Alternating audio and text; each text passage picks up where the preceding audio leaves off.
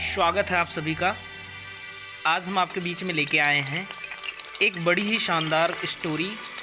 6 नेत्रहीन दोस्त होते हैं जिन्होंने कभी दुनिया में कुछ नहीं देखा होता है और उनके गांव में हाथी आता है और वो महसूस करना चाहते हैं कि हाथी, वो देखना चाहते हैं कि हाथी कैसा होता है। तो होता क्या है कि 6 दोस्त बारी बारी से हाथी को देखने के लिए जाते हैं, यानी अपने हाथों से महसूस करने के लिए जाते हैं। तो पहला दोस्त जब पहुंचता है हाथी के पास, तो वो क्या होता है कि हाथी के पैर पकड़ता है और वो अपने सभी दोस्तों को चिल्ला चिल्ला के बताता है कि हाथी जो है वो खंभे जैसा होता है।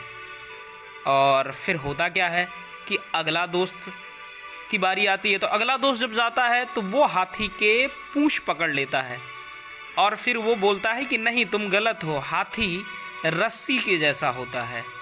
फिर दूसरे के बाद तीसरे की बारी आती है और तीसरा दोस्त जब जा जाता है तो तीसरा दोस्त जाने के बाद हाथी का कान पकड़ता है और वो बोलता है तुम दोनों गलत हो, हाथी सूप या सुपड़ी जैसा होता है।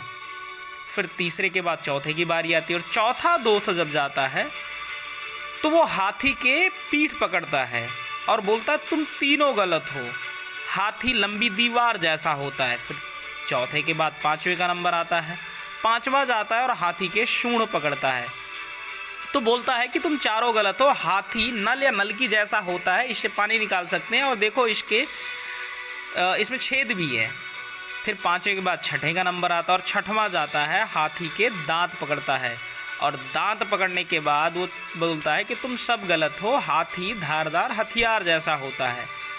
सब आपस में झगड़ने लगते हैं और बोलते हैं मैं सही, मैं सही, मैं सही, हाथी खंबे जैसा होता है, हाथी रस्सी जैसा होता है, हाथी सूप जैसा होता है, हाथी लंबी दीवार जैसा होता है, हाथी नल के जैसा होता है, हाथी धारदार हथियार जैसा होता है।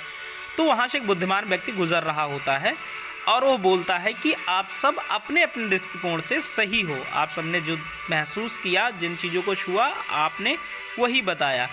हाथी जैसा होता है और आपने हाथी के अलग अलग अंग को पकड़ा है, इन सब को मिला के हाथी बनता है। तो दोस्तों, दुनिया के किसी भी व्यक्ति, वस्तु या स्थान या काम के प्रति लोग अपना अपना ओपिनियन देते हैं, लेकिन वह वैसा नहीं होता है, वह अपने जैसा होता है।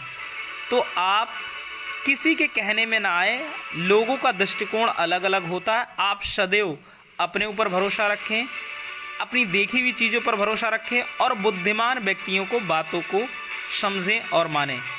तो उम्मीद है कि मोरल ऑफ द स्टोरी आप समझ गए होंगे क्या है। मोरल ऑफ द स्टोरी ये है कि हर व्यक्ति, दुनिया के हर व्यक्ति, वस्तु या स्थान को अपने नज़रिए से देखता है।